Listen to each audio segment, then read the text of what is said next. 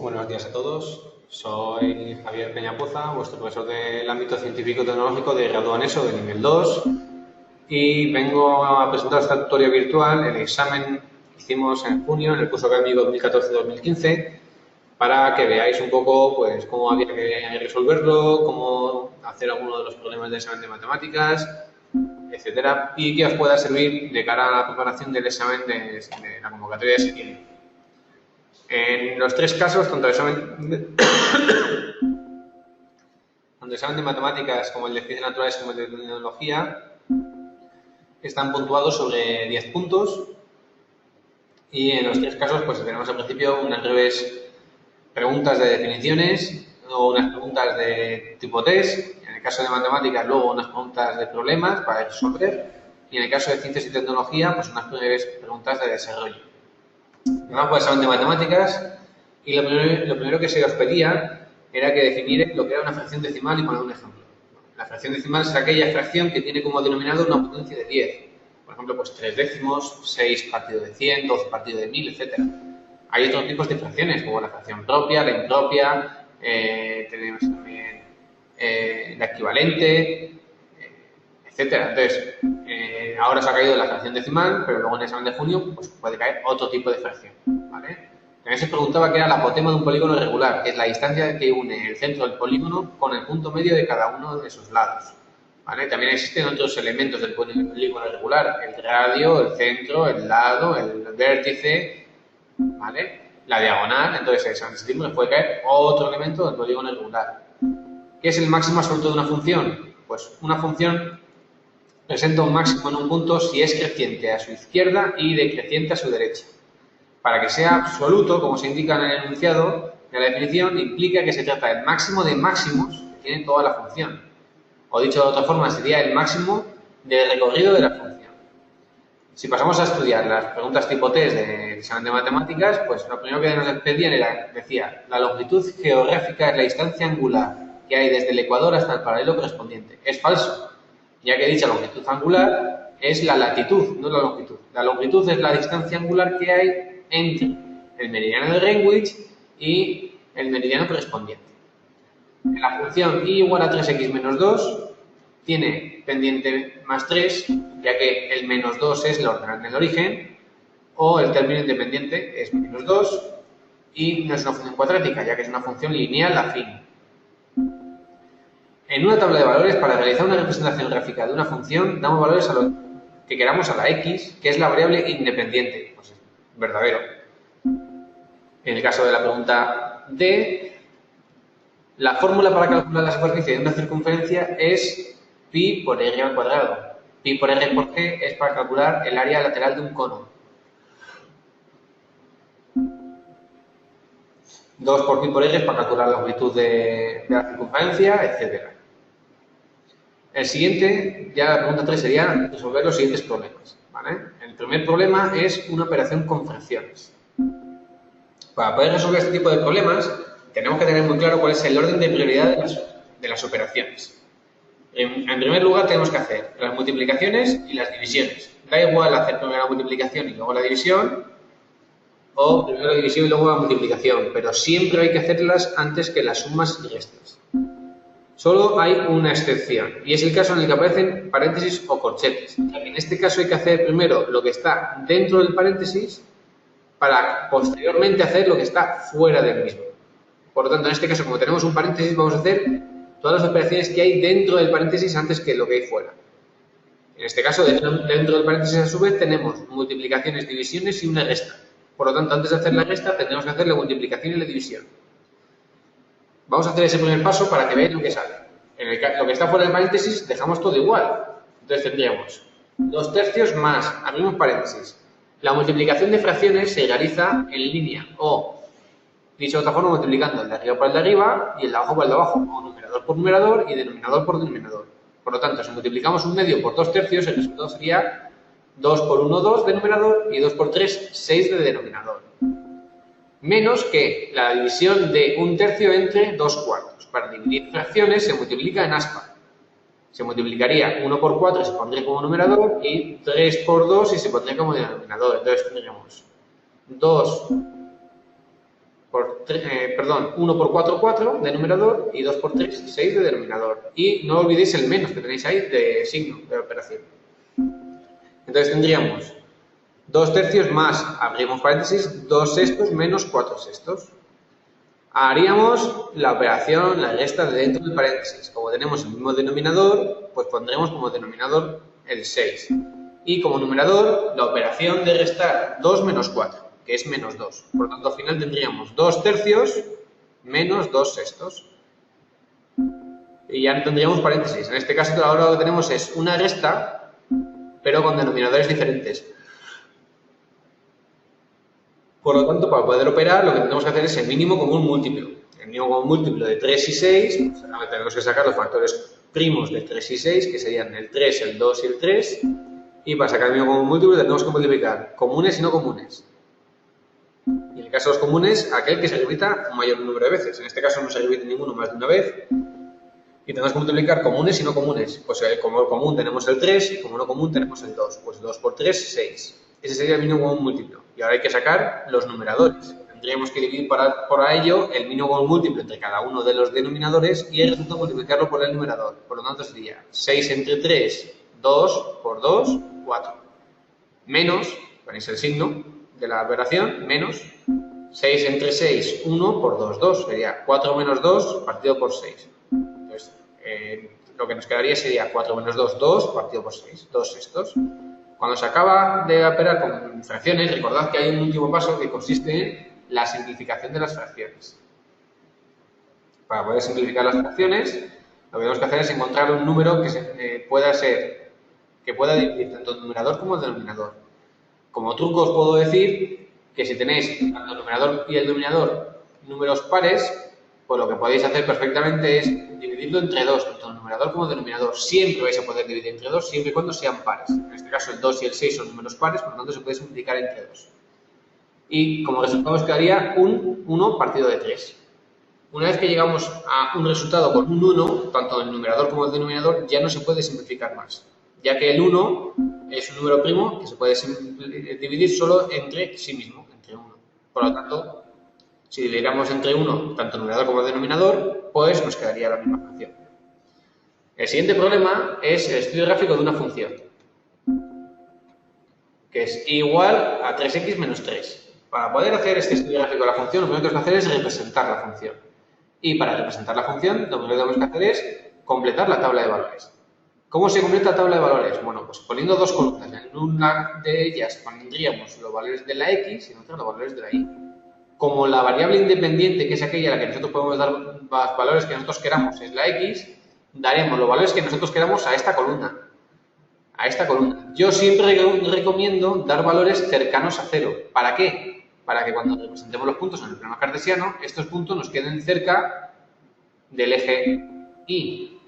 Si yo diera valores muy altos o muy bajos, tendríamos valores por aquí o por aquí. ¿Vale? No es una obligación, pero es una recomendación. ¿Vale? Entonces, una vez que damos valores cercanos a 0 a la x, lo que tenemos que hacer es calcular la y. Para ello, lo que hacemos es, en la función y igual a 3x menos 3, sustituir la x por el valor que le hayamos dado nosotros. Por ejemplo, si el valor que le damos nosotros a la x es menos 2, sería 3 por menos 2, menos 6, y menos 6 menos 3, menos 9.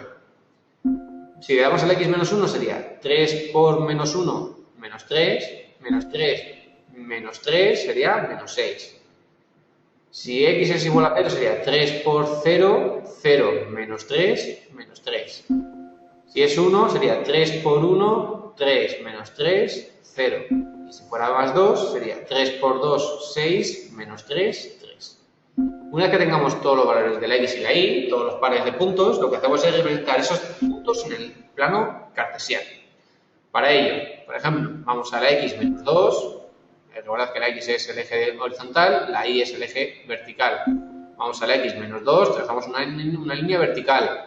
Y después vamos a la y menos 9 y hacemos una línea horizontal. Donde se cruce la línea horizontal con la línea vertical, marcamos el punto.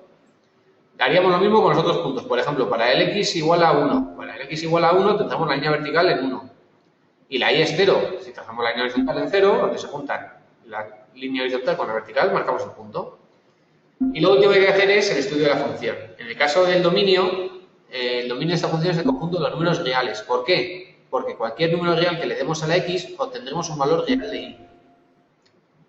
Consiste en una función monótona creciente, ya que su pendiente es positiva, más 3. Y los puntos de corte con los ejes pues son los puntos en los que corta la función al eje x y al eje y. Al eje x, ¿dónde le corta? Aquí. ¿Qué punto es ese? Pues el x igual más 1 y el y 0. ¿Cuándo sería el punto más 1? 0. Y el eje y, aquí. ¿Y qué punto es este? Pues este es el x 0 y menos 3. O el punto 0 menos 3. Luego tenemos un problema de proporcionalidad. En este caso hablaba de la proporcionalidad teniendo en cuenta un estudio en un periódico que tiene una plantilla de 16 personas y que tarda en escribir el periódico 9 horas. ¿Cuánto tardarían en escribir la sección o el periódico, la plantilla, si solo hubieran 6 personas en lugar de 9? Pues lo que tienes que hacer es presentar los datos. 16 personas tardan 9 horas, como 6 personas tardarán X horas. Para poder saber si es simple directa o simple inversa, lo que tienes que hacer es decir, si hubiera un mayor número de personas, tardarían un mayor o un menor número de horas. Un menor número de horas, porque a mayor persona repartían el trabajo entre más gente y por lo tanto tardarían menos tiempo. Y si hubiera un menor número de personas, pues si hubiera un menor número de personas, tardarían una mayor cantidad de horas. Si os fijáis, cuando este aumenta, cuando las personas aumentan, las horas disminuyen. O cuando las personas disminuyen, las horas aumentan. Eso es lo que se llama una relación simple inversa. Si las dos magnitudes crecieran o decrecieran de la misma forma, es decir, a un mayor número de personas un mayor número de horas o a un menor número de personas un menor número de horas, se trataría de una regla de 3 simple directa. En este caso se trata de una regla de 3 simple inversa. Y para poder despejar la x, al ser inversamente proporcional, se multiplica en línea. Entonces se multiplicarían 16 por 9 y se dividiría entre 6, obteniendo un resultado de 24 horas. Se multiplica en línea. Entonces sería 16 por 9 y 6 por x. Entonces sería 6x es igual a 16 por 9. Y x, pues sería 16 por 9 y como este está multiplicando, pasa al otro lado del igual dividiendo. El resultado son 24 horas. Una vez que obtengáis el resultado, lo que siempre os recomiendo es que lo apliquéis en sentido común. Si había 16 personas y tardan 9 horas, si hay 6, que es menos de la mitad, tardarán más del doble de horas. ¿Vale? No puede salir de menos horas. Entonces, 24 horas cuadra con una regla de 3 y cuadra más o menos aplicando el sentido común. Sí que me puede cuadrar que tarde en ese tiempo. El siguiente problema es resolver una ecuación de segundo grado. Para poder resolver una ecuación de segundo grado, lo que tenéis que saber es la ecuación, o la fórmula para poder resolverla. Si la ecuación de segundo grado genérica es ax2 más bx más c igual a 0, la solución sería x igual a ¿qué? A menos b más menos la raíz cuadrada de b al cuadrado menos 4 por a por c partido de 2a. Si no sabéis esto, no ibais a poder solucionarlo. Entonces, conviene que sepáis la fórmula, ya que sabiendo esta fórmula genérica, podéis resolver cualquier ecuación de segundo grado. Cualquiera. En este caso ya, una vez que tenéis la ecuación general, lo que tenéis que hacer es sustituir las letras por los números que tengan en este caso. En este caso, A sería 1, B sería menos 5 y C sería más 4. Y sustituir los números y calculáis. Entonces tendríamos más 5 más menos la raíz cuadrada de 25 menos 16 partido de 2. 25 menos 16 es 9, entonces sería 5 más menos la raíz de 9 partido por 2. La raíz de 9 es 3, entonces hay dos soluciones, sería 5 más 3 partido por 2 o 5 menos 3 partido por 2. Entonces tendremos que resultados como la x para x igual a 4 o x igual a 1. El siguiente problema es un sistema de ecuaciones. Para poder resolver el sistema de ecuaciones ya sabéis que hay tres métodos. El método de sustitución, el método de reducción y el método de igualación.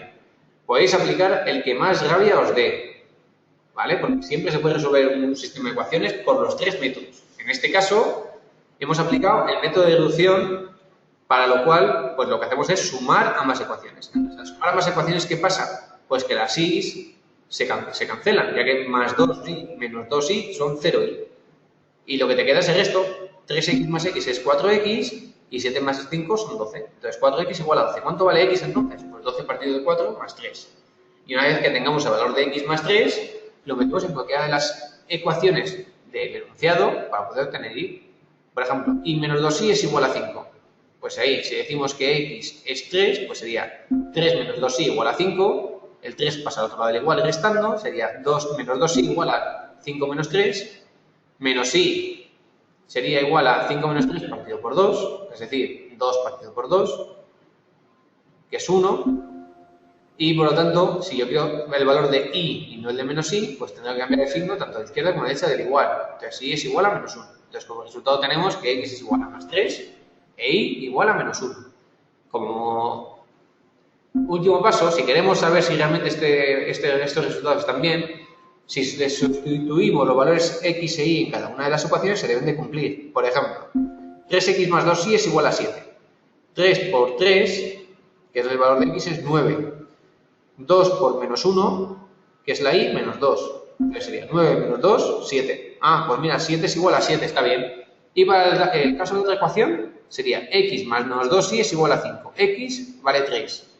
Menos 2 por menos 1 es más 2. Entonces sería 3 más 2 igual a 5. Pues está perfecto. Entonces, una vez que ya hemos comprobado esto y veamos que se cumple, no hace falta que volvamos a revisar este tipo de problema, ya que nos hemos cercionado de que está correcto. ¿Vale? Hemos comprobado que está correcto.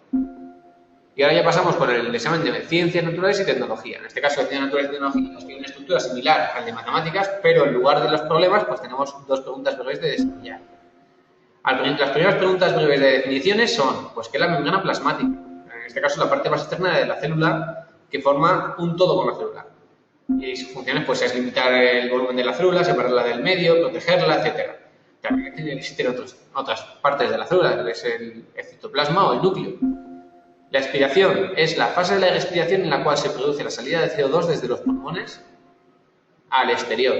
La otra fase de la respiración es la inspiración, que sería la captación de oxígeno desde el exterior y llevarlo hasta los pulmones. ¿Qué es la energía potencial gravitacional? Pues es aquella energía que está asociada a un cuerpo elevado a una cierta altura. Su magnitud es directamente proporcional tanto a la altura a la que se encuentra como a su masa. Y la fórmula de calcular la energía potencial es, pues, masa por la fuerza de la gravedad por la altura. ¿Qué es una energía renovable? Pues es aquella fuente de energía que puede considerarse como infinita y que la naturaleza se encarga de producir a través de procesos como el ciclo hidrológico, el viento, el sol, etc. La isobara es una línea que traza sobre un mapa meteorológico que une puntos con la misma presión. Tenemos también la isocora, la isoterma, tenemos los frentes cálidos, los frentes fríos, o sea, en el mapa meteorológico tenemos un montón de elementos a conocer. De la misma forma también hay otros tipos de energías, están las energías renovables, las no renovables, tenemos otros tipos de energía en vez de la potencial, tenemos la energía cinética, la energía mecánica, etc. ¿Vale? Con esto os quiero decir, pues, posibles preguntas que os pueden caer en el examen de septiembre, ya que en el examen de septiembre no van a caer las mismas preguntas que en el examen de junio, pero sí que os podéis orientar, os podéis hacer una idea de lo que os puede caer. Respecto a las preguntas tipo test del examen de Ciencias Naturales, pues tenemos que la transmisión del VIH o el SIDA se lleva a cabo a través del sudor. Por lo tanto, si nos damos la mano a una persona infectada, nos contagiará. Es completamente falso, ya que el SIDA se puede contagiar únicamente a través del contacto directo en sangre, ¿vale? O a través de las relaciones sexuales. Los organismos unicelulares son aquellos que están compuestos por una única célula. Pues es verdadero. Un cuerpo cargado con un menor número de cargas negativas que positivas tiene una carga neta positiva, ya que el número de cargas positivas es mayor que el de las negativas. Si fuera un mayor número de cargas negativas que positivas, sería una carga neta negativa. Si tiene una cantidad de cargas positivas que negativas, sería un cuerpo neutro y, a su vez, el cuerpo neutro, si son dos cuerpos distintos con la misma carga, pues se repelen.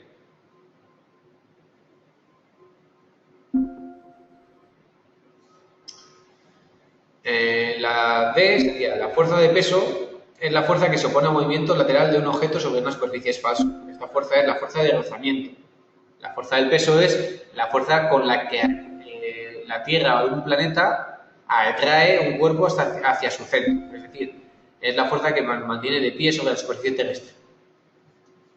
El paso desde un estado líquido al estado sólido se llama solidificación. La vaporización es el paso de un estado líquido a un estado gaseoso. La sublimación es el paso desde un estado sólido a un gaseoso directo. Y la fusión desde un estado sólido a un estado líquido. Un frente frío en un mapa meteorológico se dibuja con una línea roja y unos círculos del mismo color. Es falso. ya que lo que se dibuja con una línea roja y unos círculos del mismo color es un frente cálido. Un frente frío se dibuja con una línea azul y unos triángulos de color azul. Cuando hablamos de la regla de las 3 R's de la ecología nos referimos a, pues, fundamentalmente, reducir, reutilizar y reciclar. ¿Y cuáles son las 3 condiciones básicas para llevar a cabo un desarrollo sostenible? Pues que ningún recurso renovable se utilice a un ritmo superior al de su generación, que ningún contaminante se produzca a un ritmo superior al que pueda ser reciclado y que ningún recurso no renovable se aproveche a una mayor velocidad de la necesaria para poderlo sustituir por un recurso renovable. Y por último, vamos a ver las preguntas de examen de tecnología. Pues las primeras preguntas de definiciones, pues qué es una columna de una hoja de cálculo, qué es el conjunto de células en vertical, qué es el número de cota, que son las cifras que corresponden con las medidas reales del objeto en un croquis, ¿vale? Se suelen situar encima o en medio de las líneas de cota y si no se especifica se entiende que las medidas están representadas en milímetros. ¿Qué es un vidrio? Pues un material que se obtiene de la fusión a unos 1500 grados centígrados de arena con caliza y carbonato sódico y que se enfría después a temperatura ambiente. Se trata de una masa amorfa, homogénea, impermeable, resistente a la mayoría de los agentes químicos, pero a su vez dura, frágil y excelente aislante de la electricidad. ¿Cuáles son las vistas del sistema diédrico? ¿O qué? No, ¿cuáles son las vistas? No, las vistas del sistema diédrico son el alzado, la planta y el perfil. En este caso se tendría que pusiera definición a la planta. Pues la planta consiste en la vista de un objeto sobre el plano horizontal, es decir, visto desde arriba, como si el observador se pusiera encima del objeto en 3 dimensiones.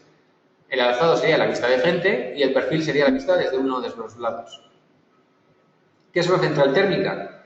Pues una central térmica es aquella que produce energía eléctrica a partir de la combustión de un mineral fósil como el carbón. Con dicha combustión se produce un calor que calienta un baño de agua y evapora parte de su agua, que posteriormente se hace pasar a través de una turbina y que generará energía eléctrica. La red social pues es una aplicación de Internet que potencia el surgimiento y el desarrollo de las relaciones entre ámbitos, ayudan a poner en común conocimientos, a encontrar e integrar intereses y hacer cosas juntos. En el tipo test, el granito es un material pétreo, natural. El vidrio, de mayor calidad y pureza que existe y se usa en oftalmología, es el vidrio óptico. Las hojas de cálculo son programas que permiten redactar informe técnico y otros documentos escritos. Es falso, ya que los programas que permiten redactar el informe son los procesadores de texto, no las hojas de cálculo. Las hojas de cálculo son las que se usan pues, para hacer cálculos matemáticos. Una energía renovable pues es tanto la solar como la eólica y como la biomasa. Por lo tanto, son todas correctas. Y por preguntas de desarrollar, pues teníais que definir lo que era una escala indicando los tipos normalizados que existen. La escala simplemente es la relación matemática entre las dimensiones reales del objeto y las del dibujo. Y los 3 tipos de escalas normalizadas que existen son la escala de reducción, la escala de ampliación y la escala natural. La última pregunta sería nombrar al menos 2 tipos de centrales para obtención de energía eléctrica. Pues tenemos muchas. Entre ellas está la central hidroeléctrica, que es aquella que convierte energía potencial almacenada en un embalse de energía eléctrica. La central térmica, que es aquella que produce energía eléctrica a partir de la energía que se obtiene por la combustión de un mineral fósil como el carbón. O la central térmica nuclear, por ejemplo, que son parecidas a las centrales térmicas, pero en este caso para calentar el agua se utiliza la energía liberada de la fisión nuclear que tiene lugar en el interior de un reactor. Bueno, pues con esto ya hemos visto el examen global de junio de este curso académico 2014-2015. Espero que os haya sido útil para poder ver cuáles han sido las preguntas más importantes que han salido, las más importantes no, para saber qué preguntas han salido, poder orientarnos un poco de cara a las preguntas del examen de septiembre. Recordad que no van a salir las mismas preguntas que en el examen de junio, pero sí que serán del mismo estilo y serán parecidas, ¿vale? Y de dificultad y de nivel, pues serán iguales. Mucho ánimo con el estudio. Recordad que si tenéis cualquier duda siempre os podéis poner en contacto conmigo y os ayudaré a entender cualquier cosa que os resulte complicada. Y mucho ánimo con el examen de septiembre, ¿vale? No lo dejéis para la última hora, ¿vale? Y mucho ánimo y ya os digo, para cualquier cosa, pues estoy aquí a vuestra disposición. Pues un saludo y hasta luego.